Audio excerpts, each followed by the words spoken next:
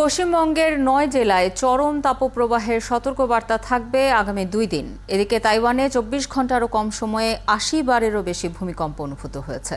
অন্যদিকে গাজার খান ইউনিসে আবারও তাণ্ডব চালিয়েছে ইসরায়েলি বাহিনী। আর পদত্যাগ করেছেন ইসরায়েলের সামরিক গোয়েন্দা বাহিনীর প্রধান মেজর জেনারেল আহারন হালিভা। জানাবো মালয়েশিয়ার প্রশিক্ষণ হেলিকপ্টার বিধ্বস্তের খবরও। বিশ্বের নানা প্রান্তের এমন নানা রকম সব খবর নিয়ে বিশ্বযোগের আজকের আয়োজনে স্বাগত জানাচ্ছি আমি আফসানা শাওন।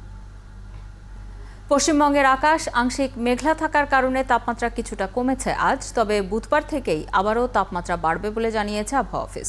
কলকাতাতেও ফিরবে তাপপ্রবাহ। বৃহস্পতি ও শুক্রবার চরম তাপপ্রবাহের সতর্কবার্তা থাকবে ৯ জেলায়। পূর্ব ও পশ্চিম মেদিনীপুর, উত্তর ও দক্ষিণ ২৪ পরগনা, পূর্ব পশ্চিম বর্ধমান, হুগলি, বাঁকুড়া, বীরভূম জেলায় চরম তাপপ্রবাহ সতর্কতা জারি করা হয়েছে। আর কলকাতা সহ বাকি জেলাগুলোতে স্বাভাবিক তাপপ্রবাহের সতর্কবার্তা জারি করা হয়েছে। উত্তরবঙ্গের উপরের দিকের জেলাগুলোতেও তাপমাত্রা বাড়বে এবং বৃষ্টির পরিমাণ কমবে, সাথে সাথে বাড়বে গরম। মালদা ও ২ দিনাজপুর জেলায় তাপমাত্রা বাড়বে বলে জানিয়েছে আবহাওয়া অফিস। ২৪ তারিখ থেকে এর স্প্রেডটা, যেটা তীব্র তাপপ্রবাহ, সেটা আরো কিছুটা বাড়বে। ২৩ তারিখ ২২ তারিখে যদি বলা হয়, তীব্র তাপপ্রবাহের সম্ভাবনা থাকছে মেনলি উপকূলের কাছাকাছি পূর্ব মেদিনীপুর, দক্ষিণ ২৪ পরগনা, সেই সাথে পশ্চিম বর্ধমান। এই জেলাগুলো দু এক জায়গায় তীব্র তাপপ্রবাহের সম্ভাবনা। অন্যান্য জেলাগুলো প্রধানত তাপপ্রবাহের সম্ভাবনা থাকছে ২২ তারিখ। পশ্চিমবঙ্গের তাপদাহের খবর নিয়ে যুক্ত হচ্ছেন সহকর্মী সত্যজিৎ চক্রবর্তী। সত্যজিৎ, তীব্র তাপপ্রবাহ এবং তাপপ্রবাহ যে সতর্কতা, তার মধ্যে পার্থক্যটা কি? আপনাকে বলে রাখি, যেভাবে এই যে তাপ প্রবাহ সেটা কিন্তু ৪০ ডিগ্রি পেরিয়েছে, এবং এর ফলে যেটা হচ্ছে যে শহর থেকে গ্রাম এবং এমনকি চাষের ক্ষেত সর্বত্রই কিন্তু পুড়ছে। এবং ইতিমধ্যেই কিন্তু সরকারি যে সমস্ত স্কুল, কলেজ, বিশ্ববিদ্যালয় আছে সেগুলো ছুটি দিয়ে অনলাইনে ক্লাস কিন্তু শুরু হয়েছে। এবং এই তাপপ্রবাহের ফলে যেটা হচ্ছে অসহনীয় গরম, এবং ইতিমধ্যে সতর্কতা জারি করেছে সরকারের তরফ থেকে। যেমন যারা কৃষি কাজে আছেন তারা যেন সকালের দিকে কৃষি কাজ করেন আর বিকালের দিকে কৃষি কাজ করেন, দুপুরের দিকে কিন্তু কোনো রকম ভাবে কৃষি কাজ করতে কিন্তু নিষেধ করা হয়েছে। পাশাপাশি প্রত্যেকটি হাসপাতালে, রাজ্যের প্রত্যেকটি হাসপাতালে কিন্তু ইমার্জেন্সি বেড আর কি ব্যবস্থা করতে বলা হয়েছে, যাতে করে কেউ যদি কিনা হিট স্ট্রোকে যদি আক্রান্ত হন বা গরমে যদি অসুস্থ হয়ে পড়েন, তাদের কিন্তু সেখানে নিয়ে যাওয়া হবে এবং জরুরি ভিত্তিতে চিকিৎসা পরিষেবা যাতে দেওয়া হয় সে কারণে কিন্তু সেই ব্যবস্থা সেখানে প্রত্যেকটি হাসপাতালে করার নির্দেশ দিয়েছে পশ্চিমবঙ্গ সরকারের তরফ থেকে। এবং আবহাওয়া অধিদপ্তর কিন্তু জানিয়েছেন যে চলতি সপ্তাহ, অর্থাৎ এই যে ৭ দিন আগামী কিন্তু এভাবেই চলবে, তাপমাত্রা জারি থাকবে এবং বেশ কিছু জায়গায় কিন্তু ৫০ ডিগ্রিও তাপমাত্রা ছুঁতে পারে, এমনটা কিন্তু আশঙ্কা করা হচ্ছে। এবং পশ্চিমবঙ্গের বিশেষ করে দক্ষিণ অঞ্চল, এই দক্ষিণ অঞ্চলে কিন্তু তাপপ্রবাহের মাত্রা সর্বাধিক থাকবে। আর যেটা উত্তরবঙ্গ অঞ্চল সেই দিকে কিন্তু তাপমাত্রা তুলনামূলকভাবে কম আবহাওয়া থাকবে। অফিসের নির্দেশনাটা আমরা জানি সত্যজিৎ, ডাক্তাররা কি বলছেন? সাধারণ মানুষের জন্য এই তীব্র গরমে কি কি নির্দেশনা দেওয়া হচ্ছে? দেখুন, চিকিৎসকরা কিন্তু বলছেন যে ঘন ঘন পানি খেতে, ওআরএস অর্থাৎ স্যালাইন পানি, এমনকি নুন লেবু পানি খাওয়ার নির্দেশ দিয়েছেন। রোদ্রে কিন্তু খালি মাথায় বেরোনোর একেবারেই আর কি বারণ করেছেন। বিশেষ করে শিশুদের ক্ষেত্রে তাদের যাতে সবসময়ের জন্য ঘন ঘন পানি খান, যারা প্রবীণ আছেন নাগরিক তারাও যেন ঘন ঘন পানি খান, এবং কোনো রকম ভাবে কোনো রিচ খাবার যেন না খান, এমনকি বাইরের যে ভাজা পোড়া খাবার আছে সেগুলো কিন্তু খেতে বারণ করা হয়েছে চিকিৎসকদের তরফ থেকে। এবং ঠান্ডা পানিতে যেন একাধিকবার গোসল করারও আর কি গোসল করেন প্রয়োজনের তুলনায়, সেদিকে কিন্তু নজর দিতে বলেছেন চিকিৎসকরা। এবং শুধু তাই না, যদি কিনা কোনোভাবে জ্বর এবং কি অন্যান্য যদি কোনো অসুখ হয় সেক্ষেত্রে দ্রুত চিকিৎসকের পরামর্শ নিতে বলা হয়েছে। যেটি আপনি বলছিলেন যে হাসপাতালগুলোকেও নির্দেশনা দেওয়া হয়েছে সব ধরনের প্রস্তুতি রাখবার জন্য। আপনাকে অসংখ্য ধন্যবাদ যুক্ত হবার জন্য। খবর রাখতে থাকুন, এরপরে নিশ্চয়ই আবারও বিস্তারিত তথ্যের জন্য ফিরবো আপনার কাছে। আমাদের সাথে যুক্ত হয়েছিলেন সহকর্মী সত্যজিৎ চক্রবর্তী কলকাতা থেকে। তাইওয়ানে 24 ঘন্টারও কম সময়ে 80 বারেরও বেশি ভূমিকম্প অনুভূত হয়েছে, তবে এতে তেমন কোনো ক্ষয়ক্ষতি বা হতাহতের খবর পাওয়া যায়নি। তাইওয়ানের আবহাওয়া প্রশাসন বলেছে, পূর্বাঞ্চলের হুয়ালিয়েন শহরে এইসব ভূমিকম্পের উৎপত্তি হয়। এসব ভূমিকম্পের মধ্যে সবচেয়ে তীব্রতমটি ছিল 6.3 মাত্রার। এতে তাইওয়ানের উত্তরাঞ্চল, পূর্বাঞ্চল ও পশ্চিমাঞ্চলের অধিকাংশ এলাকার ভবনগুলো কেঁপে ওঠে। মঙ্গলবার সকালেও কয়েকটি ভূকম্পন অনুভূত হয়েছে। পাহাড় থেকে পাথর গড়িয়ে পড়ায় বেশ কয়েকটি রাস্তা বন্ধ হয়ে গেছে। সব সরকারি অফিস ও স্কুলগুলো বন্ধ ঘোষণা করেছে সরকার। সৌদি আরবে ভারী বৃষ্টিপাতে ডুবে গেছে অসংখ্য রাস্তাঘাট। কোথাও কোথাও বৃষ্টিতে ভেসে যেতে দেখা গেছে গাড়ি। ভারী বৃষ্টির প্রভাব পড়েছে রাজধানী রিয়াদ, দিরিয়াহ, হুরাইমালা, ধুরমা থেকে কুয়াইয়াহ পর্যন্ত। সোমবার দেশটির আবহাওয়া দপ্তর জানিয়েছে, চলমান এই পরিস্থিতিতে এ সময় বিভিন্ন অঞ্চলে মাঝারি থেকে ভারী এবং শিলাবৃষ্টিও হতে পারে। এমন আশঙ্কায় দেশটির বিভিন্ন অঞ্চলের স্কুল, কলেজ ও বিশ্ববিদ্যালয় সহ সব ধরনের শিক্ষা প্রতিষ্ঠান বন্ধ রাখার নির্দেশ দেওয়া হয়েছে।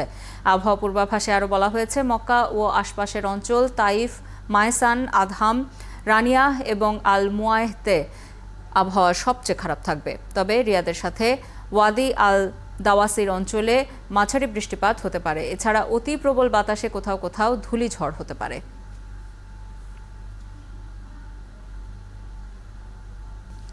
পূর্ব খান ইউনিসে আবারও তাণ্ডব চালিয়েছে ইসরায়েলি বাহিনী। ফলে ধ্বংসস্তূপে পরিণত হওয়া এই নগরীতে ফিরে আসা ফিলিস্তিনিরা আবারও পালাতে বাধ্য হচ্ছেন। এদিকে খান ইউনিস শহরের নাসের হাসপাতালে আরও 3টি গণকবর পাওয়া গেছে। গাজার স্বাস্থ্য মন্ত্রণালয়ের সবশেষ তথ্য মতে 7ই অক্টোবর থেকে ইসরায়েলি হামলা এখন পর্যন্ত নিহত ফিলিস্তিনির সংখ্যা দাঁড়িয়েছে 34,151 জনে। মনিরুজ্জামান বাবুর রিপোর্ট। গাজার দক্ষিণ অঞ্চল থেকে ইসরায়েল এ মাসে হঠাৎ করেই বেশিরভাগ স্থলসেনা প্রত্যাহার করে নিয়েছিল। ফলে বাড়িঘরের খোঁজে গাজার বাসিন্দারা উপত্যকাটির দ্বিতীয় বৃহত্তম খান ইউনিস শহরে ফিরতে শুরু করে। তবে ভাঙা কুটিরে আর আশ্রয় নেওয়া হলো না তাদের। ইতিমধ্যেই সেখানে আবারও হামলা চালিয়েছে ইসরায়েলি বাহিনী। ফলে প্রাণভয়ে যেখান থেকে ফিরে এসেছিল আশ্রয়ের খোঁজে সেখানেই আবার ফিরতে হচ্ছে তাদেরকে। এদিকে খান ইউনিস শহরে নাসের হাসপাতালে আরও 3টি গণকবর পাওয়া গেছে। এসব গণকবর থেকে আরও 70টি লাশ উদ্ধার করা হয়েছে। এর ফলে নাসের হাসপাতালের আঙিনায় 4টি গণকবর থেকে এখন পর্যন্ত উদ্ধার হওয়া মোট লাশের সংখ্যা দাঁড়িয়েছে 283টি। এছাড়া নুসিরাত শরণার্থী শিবির ও দক্ষিণ গাজার রাফা সহ উপত্যকা জুড়ে হামলা অব্যাহত রেখেছে ইসরায়েলি বাহিনী। এতে আরও অন্তত 24 বেসামরিক ফিলিস্তিনি নিহত হয়েছেন, যার মধ্যে 22 জনই নারী ও শিশু। এদিকে ইসরায়েলের প্রধানমন্ত্রী বেনিয়ামিন নেতানিয়াহু বলেছেন, তার দেশের সেনাবাহিনীর উপর কোনো নিষেধাজ্ঞা আরোপ করা হলে ইসরায়েল তা প্রত্যাখ্যান করবে। এর আগে যুক্তরাষ্ট্র জানিয়েছিল, অধিকৃত পশ্চিম তীরে মানবাধিকার লঙ্ঘনের অভিযোগে ইসরায়েলের সেনাবাহিনীর নেতজা ইয়াহুদা ব্যাটালিয়নের উপর নিষেধাজ্ঞা দেওয়া হবে। এদিকে মার্কিন পররাষ্ট্রমন্ত্রী অ্যান্টনি ব্লিংকেন বলেছেন, হামাসের বিরুদ্ধে অভিযানে ইসরায়েলের মানবাধিকার লঙ্ঘনের অভিযোগগুলি খতিয়ে দেখবে যুক্তরাষ্ট্র। মনিরুজ্জামান বাবু, 71।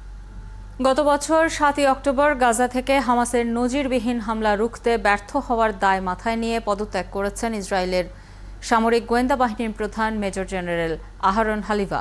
তার একজন উত্তরসূরি বেছে নেয়ার পর তিনি দায়িত্ব থেকে সরে দাঁড়াবেন বলে জানিয়েছে দেশটির ডিফেন্স ফোর্স আইডিএফ। সোমবার নিজের পদত্যাগপত্রে হালিভা লেখেন, তিনি স্বীকার করছেন তার গোয়েন্দা অধিদপ্তর তাদের ওপর অর্পিত দায়িত্ব পালন করতে পারেনি, তাই পদত্যাগ করছেন। বিবিসি জানিয়েছে, ইসরায়েলে হামাস হামলা করতে পারে একাধিক স্থান থেকে এমন সতর্কবার্তা পেয়েছিলেন দেশটির সামরিক ও গোয়েন্দা কর্মকর্তারা, তবে তাদের কেউ ওই সতর্কবার্তা আমলে নেননি। 24 ঘন্টারও কম সময়ের ব্যবধানে ইরাক ও সিরিয়ায় 2টি আলাদা রকেট এবং ড্রোন হামলার শিকার হয়েছে মার্কিন বাহিনী। সোমবার মার্কিন কর্মকর্তারা এই তথ্য জানিয়েছেন। মার্কিন কর্মকর্তারা বলেছেন, পশ্চিম ইরাকের প্রদেশ আনবারের আইন আল আসাদ বিমান ঘাঁটিতে মার্কিন সেনাদের ওপর অন্তত একটি ড্রোন হামলা চালানো হয়েছিল। মার্কিন ও ইরাকি কর্মকর্তাদের মতে এর আগে রবিবার উত্তর ইরাক থেকে উত্তর পূর্ব সিরিয়ায় রুমালিনের একটি ঘাঁটিতে মার্কিন বাহিনীকে লক্ষ্য করে 5টি রকেট ছোঁড়া হয়। তবে এসব ড্রোন হামলায় হতাহত বা উল্লেখযোগ্য ক্ষয়ক্ষতির কোনো খবর পাওয়া যায়নি।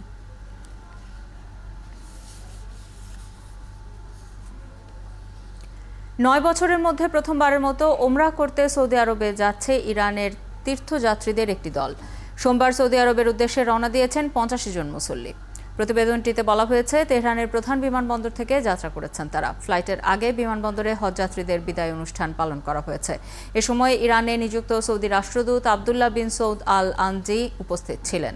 এর আগে গত ডিসেম্বরে সৌদি আরব ওমরা করতে ইচ্ছুক ইরানিদের ওপর নিষেধাজ্ঞা তুলে নিয়েছে, তবে তখন প্রযুক্তিগত সমস্যার কথা জানিয়ে ওমরা যাত্রীদের ফ্লাইট বিলম্বিত করে ইরান। সেই ফ্লাইটই সোমবার সৌদি আরবে যাত্রা করেছে। 2023 সালের মার্চে এই দুই দেশের একটি চুক্তিতে মধ্যস্থতা করে চীন। যুক্তরাষ্ট্রের অ্যারিজোনা রাজ্যে সড়ক দুর্ঘটনায় ভারতীয় 2 শিক্ষার্থীর মৃত্যু হয়েছে। তারা ভারতের দক্ষিণাঞ্চলীয় রাজ্য তেলেঙ্গানা থেকে উচ্চশিক্ষার জন্য যুক্তরাষ্ট্রে গিয়েছিলেন। ভারতীয় সংবাদ মাধ্যম এনডিটিভি জানিয়েছে, স্থানীয় সময় শনিবার রাতে বিশ্ববিদ্যালয় থেকে তাদের বন্ধুদের নিয়ে দুজন বাড়ি ফিরছিলেন। এই সময় পেউরিয়াতে বিপরীত দিক থেকে আসা আরেকটি গাড়ির সঙ্গে তাদের গাড়ির সংঘর্ষ হয়। এতে ঘটনাস্থলেই নিবেশ ও গৌতম মারা যান এবং 2 গাড়ির চালকই আহত হন। নিহত নিবেশ মুক্কা এবং গৌতম কুমার পার্সির বয়স 19 বছর। নিবেশ ছিলেন করিমনগর জেলার হুজুরাবাদের বাসিন্দা আর গৌতম কুমার জানগাঁও জেলার ঘনপুর স্টেশনের বাসিন্দা। দুজনেই অ্যারিজোনা স্টেট ইউনিভার্সিটিতে কম্পিউটার সায়েন্সে পড়ছিলেন। মালয়েশিয়ায় নৌবাহিনীর 2টি হেলিকপ্টার বিধ্বস্ত হয়ে 10 জন নিহত হয়েছে। রয়্যাল মালয়েশিয়ান নেভির একটি অনুষ্ঠানের মহড়ার সময় মাঝ আকাশে 2 হেলিকপ্টারের মধ্যে সংঘর্ষ হয়। মালয়েশিয়ার লুমুত শহরে এই দুর্ঘটনা ঘটে। হেলিকপ্টারটিতে 7 জন আরোহী ছিলেন। ধারণা করা হচ্ছে এটি বিধ্বস্ত হয়ে সড়কে একটি চলমান ট্রাকের উপর পড়ে। এছাড়া অন্য হেলিকপ্টারটিতে 3 জন আরোহী ছিলেন। ওই হেলিকপ্টারটি বিধ্বস্ত হওয়ার পর একটি সুইমিং পুলের কাছে গিয়ে পড়ে। রয়্যাল মালয়েশিয়ান নৌবাহিনী জানিয়েছে, সব নিহতকে ঘটনাস্থলে মৃত বলে নিশ্চিত করা হয়েছে এবং তাদেরকে লুমুত শহরের সামরিক হাসপাতালে পাঠানো হয়েছে। ঘটনার কারণ অনুসন্ধানে একটি কমিটি গঠন করা হবে বলে জানানো হয়।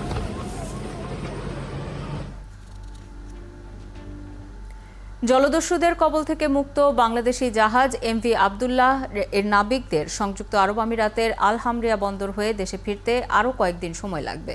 জাহাজ থেকে কয়লা খালাসেও সময় লাগতে পারে 5 থেকে 7 দিন। জাহাজ মালিক ও দূতাবাসের 15 সদস্যের একটি দল জাহাজটি পরিদর্শন করেছেন। সহকর্মী লুৎফর রহমানের তথ্য ও আমিনুল হকের ছবিতে বিস্তারিত।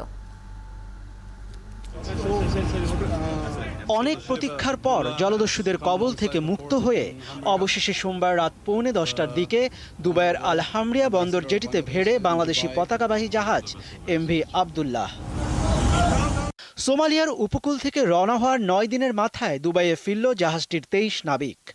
বন্দর জেটিতে পৌঁছানোর পর জাহাজের মালিক পক্ষ থেকে জাহাজের ক্যাপ্টেন এবং নাবিকদের ফুল দিয়ে শুভেচ্ছা জানানো হয়।